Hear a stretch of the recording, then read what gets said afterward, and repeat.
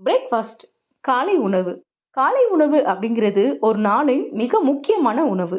ஆனா, இப்போ இருக்க காலகட்டத்தில நிறைய பேர், "நேரம் இல்ல, எனக்கு வெயிட் லாஸ் ஆகணும், டயட்" அப்படின்னு சொல்லி பல்வேறு காரணங்கள சொல்லி காலை உணவ தவிர்க்கிறாங்க. ஆனா, தொடர்ந்து 15 நாட்கள் காலை உணவ தவிர்க்கிறதுனால, நம்முடைய உடல் மற்றும் மன மாற்றங்கள் ஏற்படுதுங்க. அது என்னென்ன அப்படிங்கிறத இந்த பதிவுல நாம தெரிஞ்சுக்கலாம்.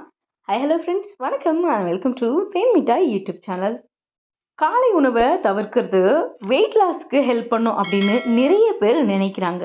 ஆனால் இது பல எதிர்விளைவுகளை ஏற்படுத்தக்கூடும் அப்படின்னு ரிசர்ச் பண்ணி நிரூபிச்சிருக்காங்க. குறிப்பாக காலையில் ஆஃபீஸ்க்கு போய் வேலை செய்யணும்னு நினைக்கிறவங்க அவங்களுடைய வேலைகளை கவனமாக செய்ய முடியாத அளவுக்கு ஆற்றல் குறையுது. இதனால பசி அதிகரிக்கப்படுது. இதனால மதியம் அதிக உணவு சாப்பிடுற நிலை உருவாக்குது. பெரும்பாலும் மதியானம் அரிசி உணவுகளை நாம சாப்பிட்றதுனால கலோரி அதிகமான உணவை உட்கொள்ள நேரிடுது. இது போல இரவும் அதிகமாக பசி எடுக்கும் வாய்ப்பு இருக்கு. இது எல்லாமே எடை அதிகரிக்க வழிவகுக்கும்.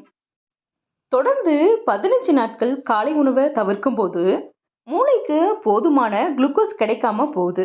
இதனால மன சோர்வு ஏற்பட்டு கவனச்சிதறல் அதிகம் ஏற்படுறதுக்கு வாய்ப்பு இருக்கு. மூளைக்கு சக்தி இல்லாம போறதுனால நம்முடைய உடல் எப்போதும் சோர்வா உணரும். சில நேரங்கள்ல இதனால தலைவலி எரிச்சலும் ஏற்படுறதுக்கு வாய்ப்பு இருக்கு. இது குறிப்பா பெண்களுக்கு பிசிஓஎஸ் மற்றும் தைராய்டு தொடர்பான பிரச்சனைகளை அதிகரிக்க வழிவகுக்கும் அப்படின்னு நிறைய ரிசர்ச் பண்ணி சொல்லியிருக்காங்க. இன்னும் சில பேர் காலை உணவை தவிர்த்தாலுமே வெறும் வயிற்றுல டீ அல்லது காஃபி குடிக்கிறாங்க. இதனால அமிலத்தன்மை மற்றும் வயிற்று வலி போன்ற பிரச்சனைகள் ஏற்படுறதுக்கு வாய்ப்பு இருக்கு. அதுபோல நீண்ட காலத்துக்கு காலை உணவை தவிர்க்கிறது வளர்ச்சிதை மாற்றத்தை மெதுவாக்குது. அது மட்டும் இல்லைங்க, ஹார்மோன் ஏற்றத்தாழ்வுகளை ஏற்படுத்துது.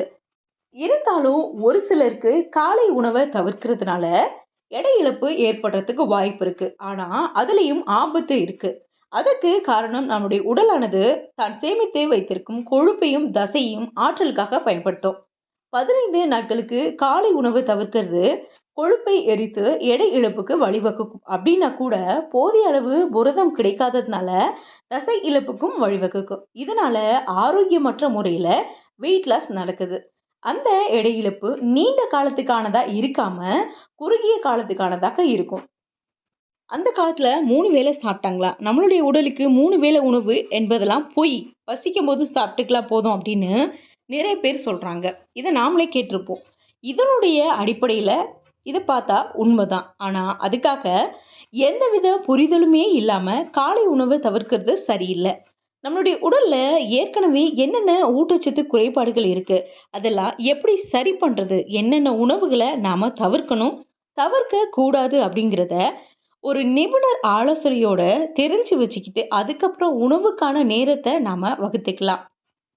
அதே மாதிரி 15 நாட்களுக்கு உணவு கிடைக்காத நிலை இருக்கும் அப்படிங்கிறதுனால உடல் சர்வைவல் நிலைக்கு போயிடும். இதனால கலோரிகள் எரிக்கப்படும் வேகம் குறைந்து நீண்ட கால அடிப்படையில் எடை குறைப்பு கடினமாகிடும் அப்படின்னு சொல்றாங்க. முக்கியமா காலை உணவை தவிர்ப்பது இரத்த சர்க்கரை அளவுல ஏற்ற இறக்கங்களை ஏற்படுத்தும். இது நீரிழிவு நோயாளிகளுக்கு ரொம்ப ரொம்ப ஆபத்தானது. இதனால நீரிழிவு நோயாளிகள் மருத்துவ அறிவுரைகள் படி கட்டுப்படுத்தப்பட்ட இன்டர்மீடியட் ஃபாஸ்டிங் இருக்கலாம். குறிப்பா குழந்தைகள் மற்றும் ஸ்டூடெண்ட்ஸுக்கு காலை உணவு அப்படிங்கிறது ரொம்பவே அவசியமானது. ஏன்னா அது அவங்களுடைய மூளை வளர்ச்சியும் படிப்புல கவனம் செலுத்துறதையும் அதிகரிக்குது. அது மாதிரி கர்ப்பிணிகளுக்கு கூடுதல் ஆற்றல் மற்றும் ஊட்டச்சத்து தேவைப்படுது. அதுக்கு காலை உணவு கட்டாயம் தேவை. வயசானவங்களுக்கு காலை உணவு மிக மிக முக்கியமானது. அவர்களுடைய பலவீனத்தை குறைத்து ஊட்டச்சத்து குறைபாட்டை பூர்த்தி செய்ய இது ரொம்ப ரொம்ப அவசியம். அதே மாதிரி நீரிழிவு நோயாளிகளுக்கு காலை உணவு அப்படிங்கிறது இரத்த சர்க்கரையை கட்டுப்படுத்த மிக மிக தேவை. அதனால இதை தவிர்க்க கூடாது. என்ன ஃப்ரெண்ட்ஸ், இந்த பதிவு உங்க எல்லாருக்கும் யூஸ்ஃபுல்லாக இருக்கும்னு நம்புறேன். யாருக்கு இது நீடோ அவங்களுக்கு கண்டிப்பாக இதை ஷேர் பண்ணுங்க. இந்த பதிவு பிடிச்சிருந்தா ஒரு லைக் பண்ணுங்க, ஷேர் பண்ணுங்க. இது போன்ற பயனுள்ள தகவல் தெரிஞ்சுக்க நம்ம சேனலை இது வரைக்கும் சப்ஸ்கிரைப் பண்ணாதவங்க சப்ஸ்கிரைப் பண்ணுங்க.